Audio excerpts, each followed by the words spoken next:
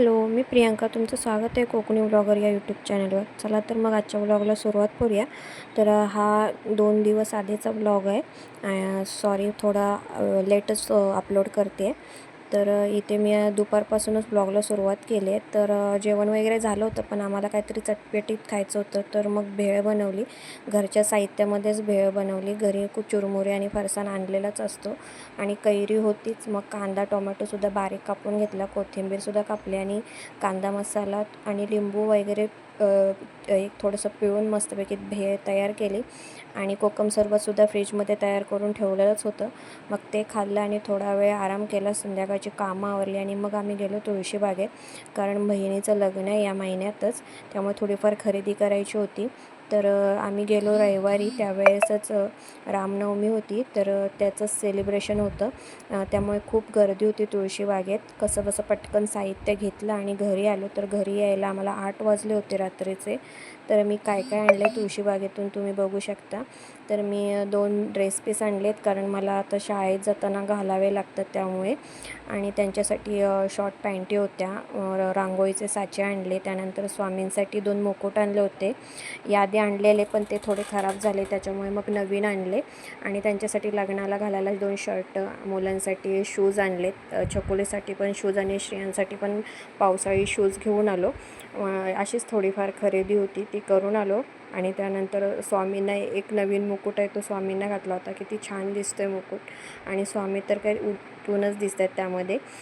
त्यानंतर मग पूजा वगैरे झाली होती आणि सामान आणून ठेवलं होतं किराणा, तर ते सुद्धा भरायचं होतं. मग ते सगळं भरून घेतलं डब्यामध्ये वगैरे. आणि त्यानंतर मग तुम्ही बघू शकता किती भारी दिसते. सामान भरल्यावर घर भरल्यासारखं वाटतं, नाही का? तर आता सामान वगैरे भरून झालं होतं. मग काय आता रात्रीच्या जेवणाची तयारी. तर जेवण त्यांचं सगळं झालं होतं, फक्त माझ्यासाठीच मुगाचे धिरडे बनवायचे राहिले होते. ते म्हटलं गरम गरम जेवायच्या वेळेसच बनवून घे. तर मूग मी अगोदरच 2 दिवस आधी फुगत ठेवले होते. त्याला मोड वगैरे छान आलं होतं. तर त्यात लसूण माझ्याकडे होती ती, आणि आलं लसणाची पेस्ट घालून छान पाणी घालून बारीक करून घेतलं. त्यानंतर मग तांदळाचं पीठ आणि बेसनाचं पीठ थोडं थोडं 2-2 चमचे, आणि त्यानंतर आपल्या आवडीचे मसाले सगळे, आणि त्यानंतर थोडंसं जिरं आणि मीठ घालून घेतलं आणि बॅटर छान जाडसरच भिजवलं. एकदम पातळ नाही भिजवलं, म्हणजे थोडेफार आपण बेसनाचा पोळा करतो ना, तसं त्या टाईपमध्ये बॅटर भिजवलं आहे, जेणेकरून ते छान कुरकुरीत होईल कडेने आणि खायला पण मजा येईल धिरडे. त्याच्यामुळे मग जाडसरच बॅटर भिजवलं आहे.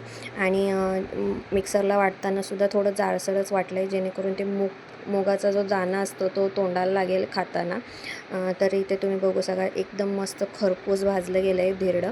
कमी गॅसवरच भाजून घेतलं आहे, त्याच्यामुळे एकदम बाजूने साईडने कुरकुरीत झाले होते. आणि हे त्यांच्यासाठी बनवलं होतं मी आज. मूग होतेच माझ्याकडे फुगत टाकलेले, तर मग त्यांच्यासाठी मुगाची खिचडी आणि सकाळची ह्याची भाजी होती मटकीची ती, आणि पापड तळलेले होते जेवायच्या वेळेस. आणि त्यानंतर मग हे आमचं जेवणाचं ताट संध्याकाळचं. तर त्यांच्यासाठी वाढलं होतं मी, आणि माझ्यासाठी मी फक्त धिरडेच खाणार होते आज. तर तुम्हाला आजचं जेवण कसं वाटलं मला कमेंट बॉक्समध्ये नक्की कळवा. मी जेवणाचं शूट करताना छकुलीची पण गडबड, मग तिचं पण शूट केलं. तर तुम्हाला माझा आजचा ब्लॉग कसा वाटला मला नक्की कळवा.